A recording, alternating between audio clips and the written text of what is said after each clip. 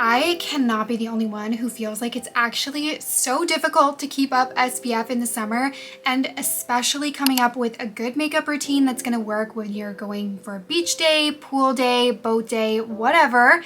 So today we're covering a full face of SPF products. I honestly feel like this makeup look turned out super pretty despite it being entirely SPF based products. And surprisingly enough, I feel like one of the big things that I see a lot with SPF products is that they end up looking greasy, but I feel that this looks dewy without being too oily, especially because I did find an SPF setting powder, which I feel like helps mattify the look and will definitely help if you're out in the sun and you feel like your skin is getting a little bit oily. So you'll be able to reapply your SPF without any issues. So let's get into this full face of SPF. All right, I'm starting off with freshly washed skin, and I'm just gonna add in a little bit of moisturizer to prep the skin, but that's pretty much it. I feel like when it comes to tinted SPF products for the face, there are so many out there.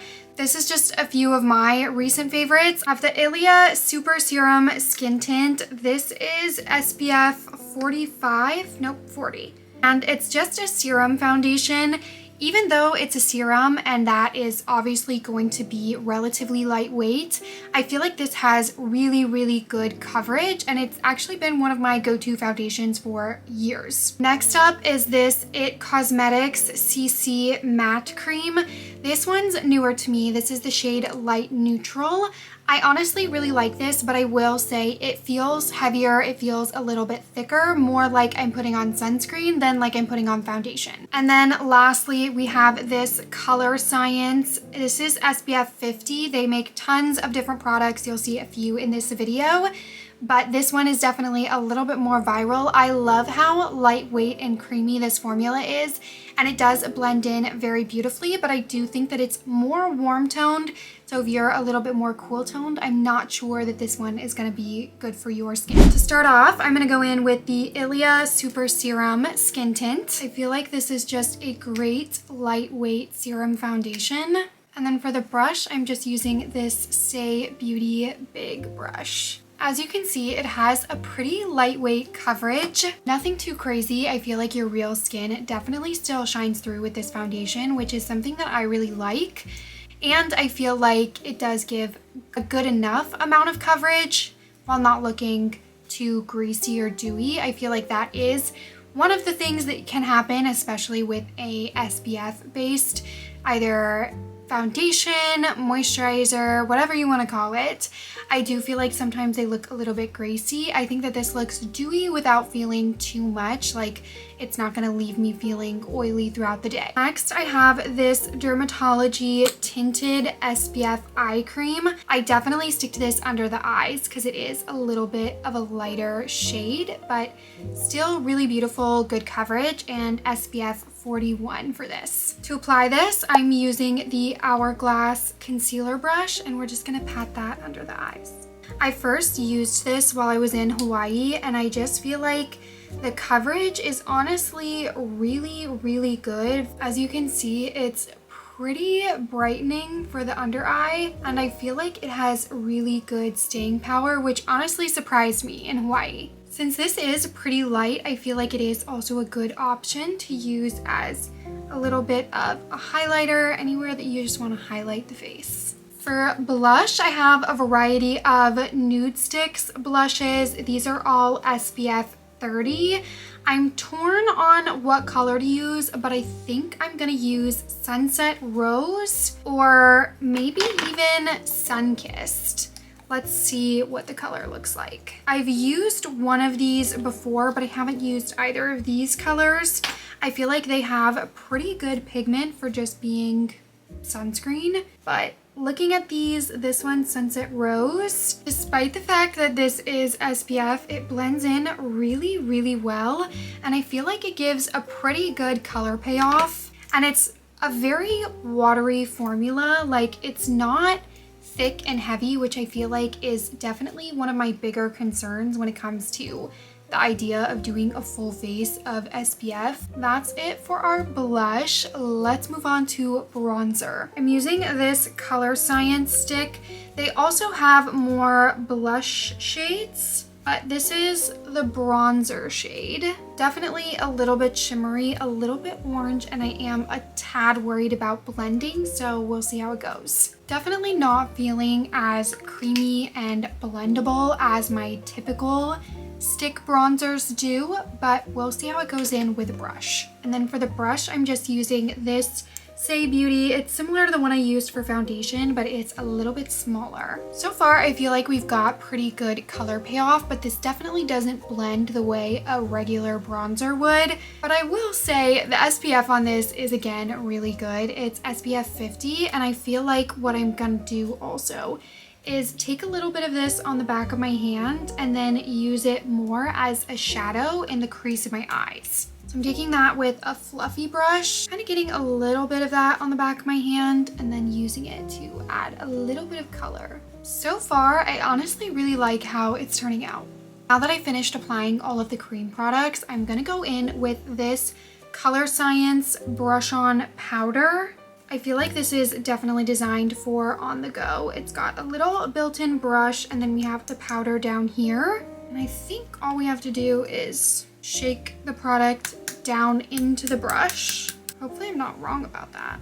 Definitely getting some powder coming out. So just applying a little bit of that over the top of the makeup. I feel like one of the other big benefits of this particular product is that because it's so easy to just throw in your purse, it's a great product for reapplying your sunscreen throughout the day without messing up your makeup. Next, I'm going in with Faux Freckles from Pseudo Labs. These are supposed to be water resistant, so perfect for a pool day. I do think that the container is a little bit weird to open. Like there's a press here, which gets you this little guy, which I think used to come separated. And then you pull it out and you have this. And my understanding is that we're gonna close our eyes and go like this so that it sprays on the face. Fingers crossed we don't get this literally everywhere. So we're gonna try it this way. That definitely worked, but not good placement of the product, like at all. That's a bit of a struggle. I like this in theory, but I just feel like I can't figure out how to use it. Like, I feel like maybe I'm getting this all over my stuff because it's really absolutely no control over where the product is going. So I guess I'm gonna try like just dotting it with this instead. It was a fun concept and we're gonna pat them out so that they look a little bit less crazy, but I will say it seems like I can kind of wipe away the ones that I don't want. I feel like I had a lot more success just using the little dot thing and putting them on that way. All right, now that we have our faux freckles settled, I do think that they look cute. I think that that product just has a little bit more of a learning curve than I was anticipating. So I'm gonna keep testing and I will report back. But next up, I have this Coola SPF setting spray. I think that an SPF setting spray is so convenient if you're out at the beach, and just being able to like reapply this over your makeup is incredible to me. This one's SPF 30. I think what I'm most impressed about this with is how quickly that actually dried down to my face. This one's not SPF, but I feel like it definitely fits the vibe. It is the Too Faced Waterproof Better Than Sex Mascara. I feel like if you're going all out for your SPF, you're probably doing something like a pool day, you're gonna be outside a lot, and we don't want our mascara running, so I feel like this is a great option if that's what you're looking for. If it's not, definitely stick to your regular mascara, but I do feel like this is a great waterproof mascara. And then I'm gonna go in with a lash comb just to separate that out. And then our look would not be complete without a little lippy, so I have this Vacation Chardonnay SPF 30 lip oil. I love Vacation SPF, so I'm really excited about this one. And naturally it smells super good, as do I think all Vacation products. And it gives just a nice gloss for the lips while also protecting your lips, because I swear The number one thing that I end up sunburning is my lips because I always forget about SPF for my lips, so don't forget that. All right, that is our finished SPF makeup look. I honestly feel like this is so pretty for a pool day, beach day. You're definitely going to be able to keep your skin protected while also still having a super cute makeup look. And I just love being able to get more creative with all of the different SPF products that are coming out onto the market. It seems so silly to me that our makeup wasn't already all being made with SPF, so I feel like these products are really fun. Definitely great for summer and of course winter as well. We need SPF year round, so definitely something to look into if you feel like you're struggling to make your makeup work with SPF. But I think that my two favorites are definitely the setting powder and the setting spray, just because those are so convenient for reapplying, especially if you're out at the beach, you're traveling, those kind of things, because the products are relatively small, so it's easy to throw into carry-on, your purse, etc. If you found this video helpful, I'd love it if you hit the like button and leave a comment letting me know which makeup product was your favorite, and I will see you in the next one.